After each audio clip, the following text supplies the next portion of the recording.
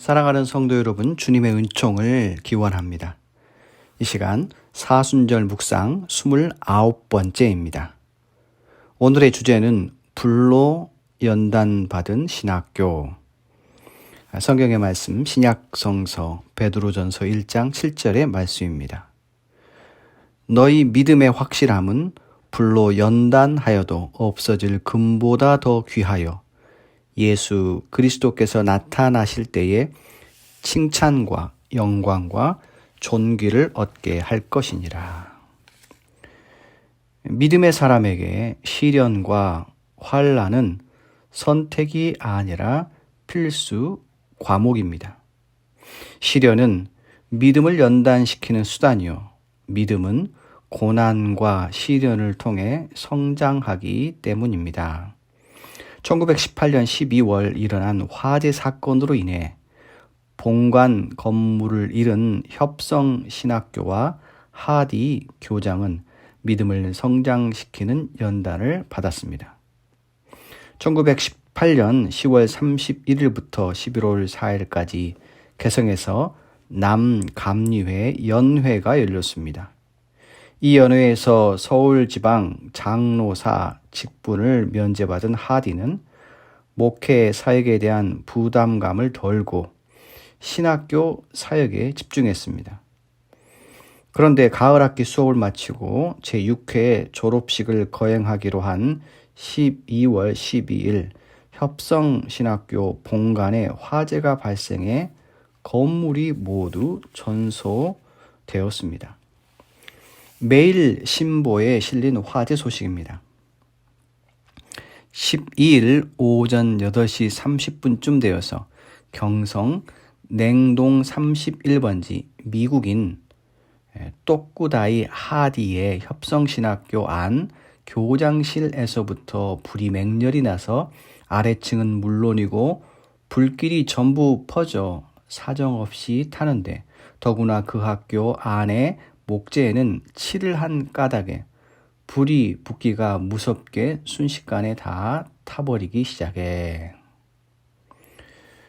총독부 기관지 역할을 하던 매일신보는 협성신학교 화재 소식을 전하며 교장 하디를 똑구다이라고 표현했습니다.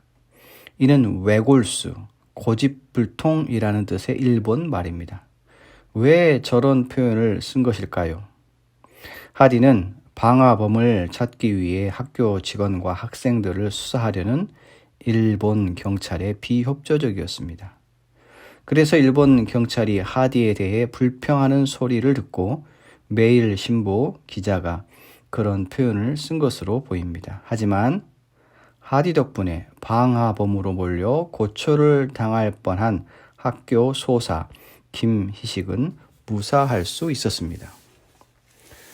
화재로 인한 피해는 매우 컸습니다. 지은 지 3년밖에 되지 않은 본관 건물이 모두 탔기에 사무행정과 강의 진행을 하지 못했고 도서관에 1천여 권에 이르는 장서도 건지지 못했습니다.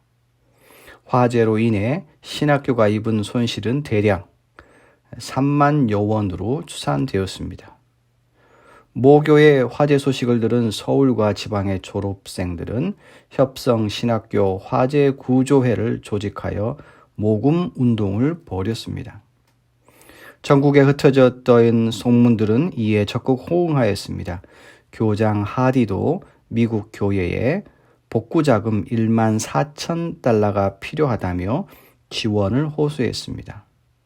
한국 선교사직을 사임한 후 미 감리회 해외 선교부 협동총무로 일하던 존스도 적극 지원했습니다.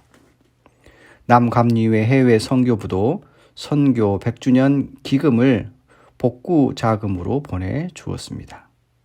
그렇게 국내외에서 모금 운동을 벌인 결과 2년여 동안 복구 공사를 진행해 화재 전보다 더욱 견고하고 쾌적한 시설을 마련할 수 있었습니다. 화재 복구를 신속히 끝낸 것도 다행이었지만 이 화재 사건을 통해 졸업생들의 모교 사랑과 한국 교인들의 신학교 사랑을 확인하는 것이 더욱 의미가 있었습니다. 화재 시련을 거쳐서 신학교와 하디 선교사는 더욱 옹골진 모습으로 거듭났습니다. 오늘은 신학교에 있었던 불행한 사건, 1918년 12월에 일어난 화재 사건으로 건물이 모두 전소하고 어려움을 겪었던 신학교와 그리고 그 당시 교장이었던 하디의 이야기를 우리에게 전해주고 있습니다.